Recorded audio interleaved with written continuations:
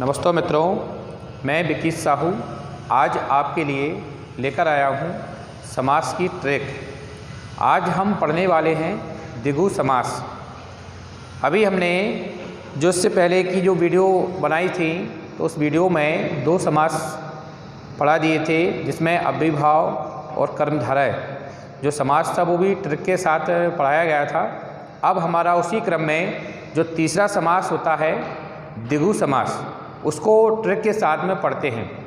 हाँ, अभी हमने जितने भी सारे नियम पढ़े हैं या सिरे से पढ़ते या किताब से पढ़ते हैं, जिसमें हमारे लिए डाउट रहता है और हमारा डाउट क्लियर नहीं हो पाता है, जिससे हम एग्ज़ाम में जब जाते हैं तो वो हमारा उदाहरण जो रहता है वो गलत हो जाता है।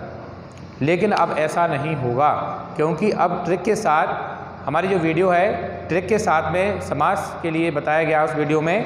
तो इस वीडियो को देखिए। सबसे पहले अपन इसमें दिया गया है टॉपिक में समास, और उस समास के लिए हम पढ़ेंगे ट्रिक के साथ। देखिए, सबसे पहले द्विगु समास जो दिया गया है वो भी ट्रिक के साथ में है।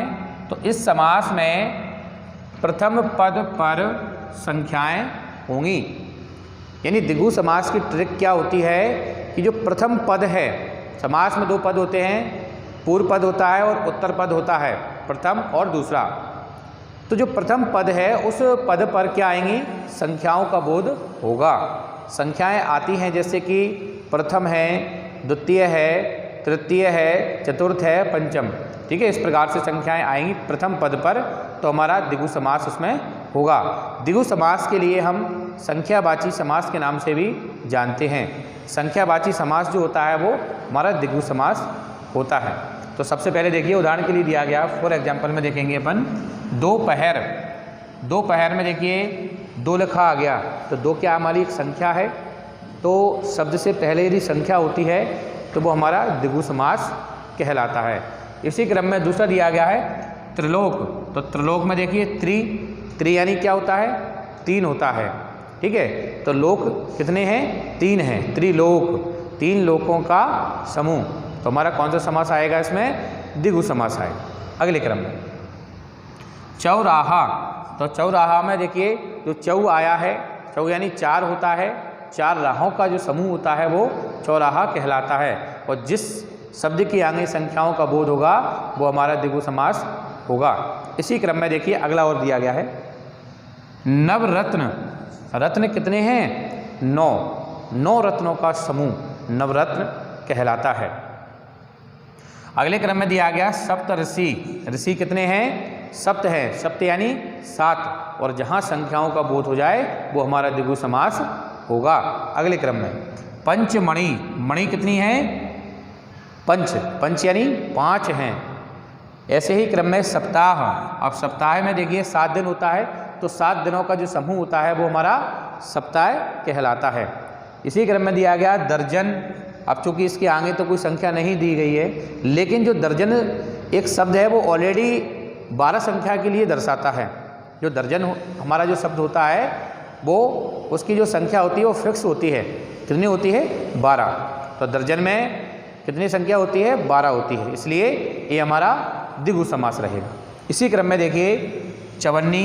अब चूँकि चवन्नी में भी संख्या नहीं है, लेकिन इसमें एक बोध होता है संख्या का कि चवन्नी जो होती है वो 25 पैसों का समूह मानी जाती है।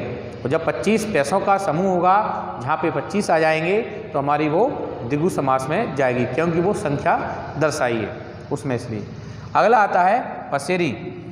तो पसेरी में देखिए 5 किलो का जो समूह होता है वो हमारी पसेरी होती है। और जब 5 किलो का जो समूह होगा, 5 यदि संख्या हो गई तो वो हमारा द्विगु समास होगा। इसी क्रम में त्रिभुवन। भुवन कितने हैं? त्रि यानी 3 हैं। अगले क्रम में देखिए शताब्दी दी गई है। तो शताब्दी यानी क्या होता है? 100 वर्षों का समूह होता है। जहाँ पे 100 वर्ष जब बीत जाते हैं तो एक शताब्दी होती है। तो शताब्दी में निश्चित संख्या का बोध होता है, यानी 100 वर्षों का बोध होता है। तो 100 यानी हमारा द्विगु समास, जहाँ पे संख्याएं हों। अगले क्रम में देखिए अष्टाध्यायी। अष्टाध्यायी दिया गया है। तो अष्टाध्यायी यानी 8 अध्याय। अष्ट प्लस अध्यायी, तो 8 अध्यायों का जो समूह होता है वो अष्टाध्यायी कहलाता है। तो हमने इस ट्रिक में देखिए जो द्विगु समास की जो ट्रिक है, हमने इसमें पढ़ा है कि शब्द के आगे यदि संख्या का बोध होता है तो हमारा द्विगु समास कहलाता है। तो हमारी ये ट्रिक थी कि शब्द के आगे संख्या होगी तो वो द्विगु समास होगी, इसलिए इसको हम द्विगु समास को संख्यावाची समास के नाम से भी जानते हैं। तो हमारी इस वीडियो को यदि आपको पसंद आई हो वीडियो तो लाइक ज़रूर करें, शेयर करें, सब्सक्राइब करें। धन्यवाद मित्रों।